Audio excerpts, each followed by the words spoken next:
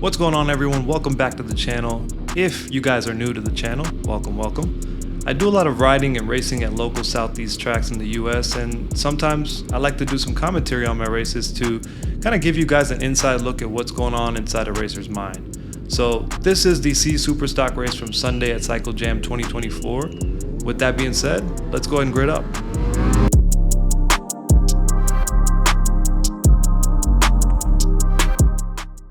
Alright, we're just kind of gridding up, rolling into our spots right now. I'm in the front row in second position, so I'm in the middle. And then to the left of me, you've got George Latakis. To the right, you've got Logan Monk. Behind me, the row has Stuart Lancaster, Shane Maggs.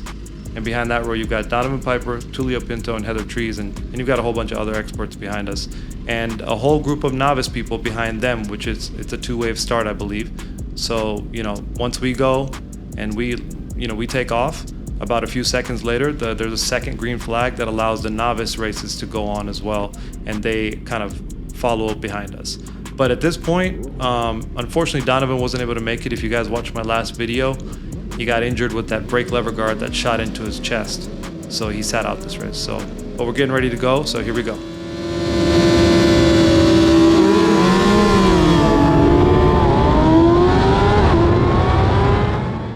Alright, so I was able to get a pretty good start. I'm actually very happy with that. I'm pretty weak on starts, but we're going up turn 1 now and no one's beside me. Going into turn 2, these mini S's is super important because I'll tell you why on the starts.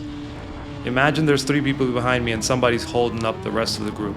Well, they can't get around them in this section, right? So they have to wait till turn 5, which is coming up, this uphill left-hander coming up right here.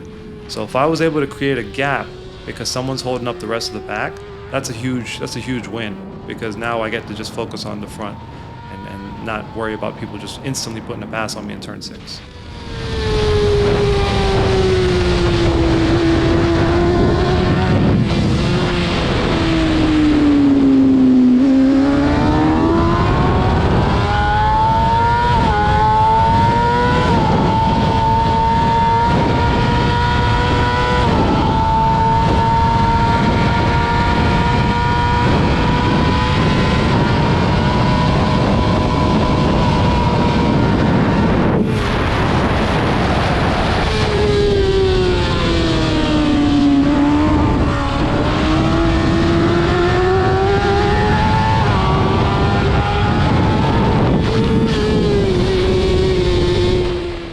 Last corner of lap 1, I'm going to take a look back, and who do I see? It's Shane Maggs. Man, he's relentless. That guy doesn't give up. So he's coming right after me right now, and I'm going to try to just keep him at bay as long as I can. But I take turn 1 kind of early here, so I end up running a little wide, slowing it down. I'm sure he took it better, and that allows him to come right up beside me, because the line choice, I could have turned in a little later, hit the apex later. That would have gave me a better drive, so he probably did exactly what I'm telling myself to do at this point. But look at that, he got by me and now he's just dipping out, checking out right now.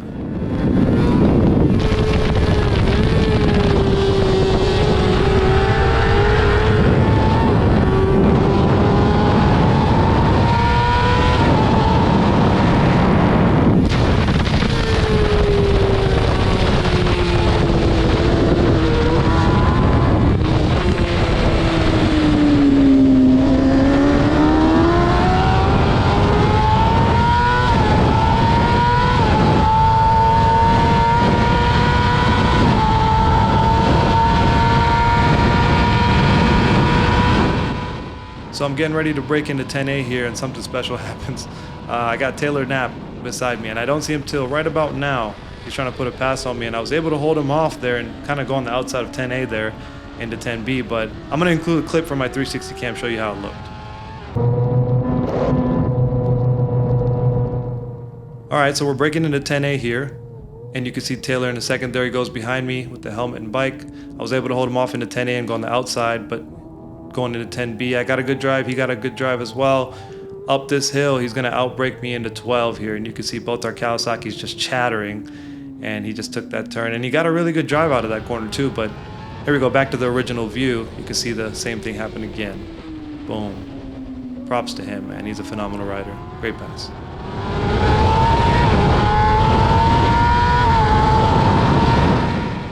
just trying to see if I can latch onto them, and I'm braking pretty good. I was able to catch him a little in the braking zone, but man, his drive uphill is so good, and everything else is just so good. I can't really mess with these two guys in front right now. Their pace is just a step above what I have to offer. So look at that. They get through the S's so smooth and so fast. I'm just trying to learn something here, and this is actually going to be my fastest lap and a personal best, so I'm super excited about that, but I didn't know this at the time. I'm just trying to latch on and see if I can just learn something off these guys.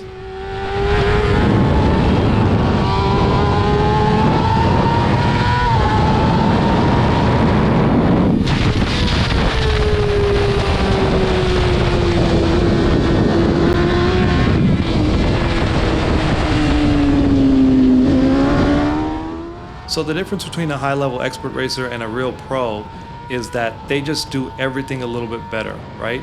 They use every inch of the track they can find. They brake a little deeper, they get on the gas sooner, less coasting, less maintenance throttle, and they're just trying to get in tuck. They're in tuck better. You know, they do everything better on the bike. Transition faster, so it's not just one thing that can get me from here to there. They might be just 1 second faster, but everything I mentioned, they're doing better. And it's a little bit better. So we're just trying to get 1% better here. And the pace where I'm going right now, you can't emulate that at a track day. Even if me and those two guys in front were at a track day, one, there's traffic involved where you can't really get that pace going. Two, it's a mental thing. We're in a race, right? It's 6 laps, we gotta push. You don't do that at track days. So what I'm learning here is gonna permanently be instilled in me, and I can take it to the next race, the next track day. And so you're just leveling up 1% better every single time at this point.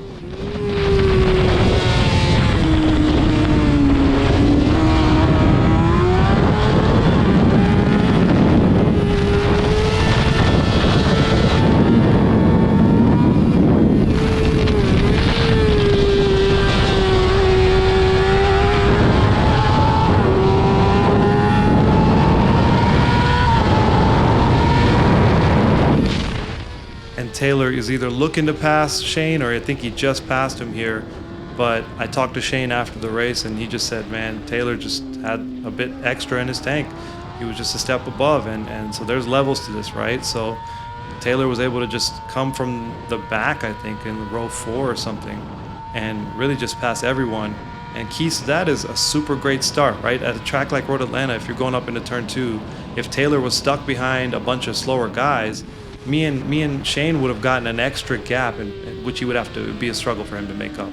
So all that's important. Fast starts, quick passing, everything else, you know, has to be on point, and he just did a great job in this race.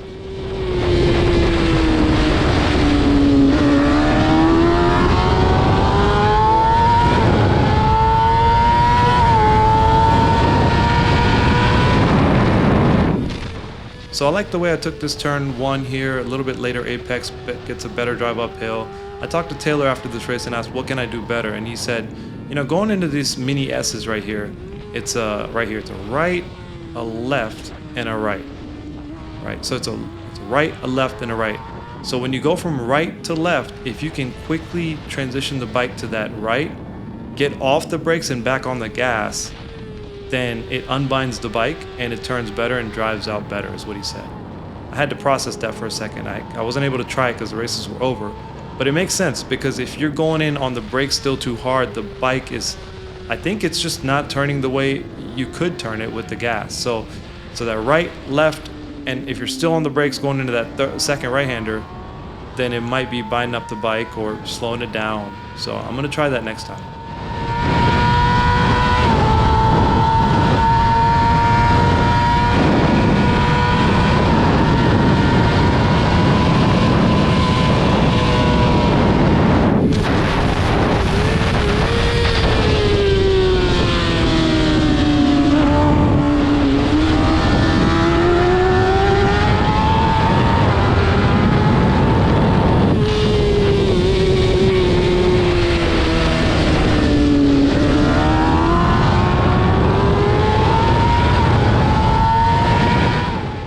So lap 3 hit a personal best, lap 4, 5 are 34 flats, so pace is steady.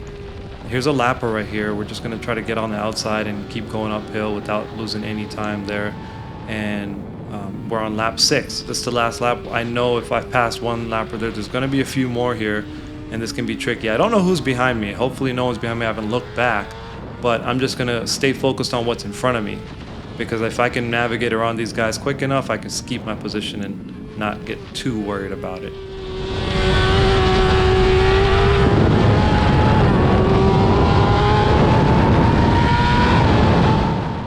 Turn 6, you don't want to turn in too early because then you run wide. Wait to turn in, kind of late apex a little bit. And if you can get on the gas full throttle here, even for a millisecond, it's going to help out. It's such a short straightaway, but if you can do that, that's what Riston Grigg was telling me this actually. He said if I can just get on the gas full throttle from 6 to 7, even a millisecond, that's better than not doing it. And it makes total sense. You want to get full stick whenever you get a chance. So if I can't get to full stick there, that's telling me I took 6 wrong and I might be running too wide. So I have to slow it down and barely can get on the gas. But if I take 6 properly, late apex it, I can be on the gas for a millisecond or half a second or whatever it is.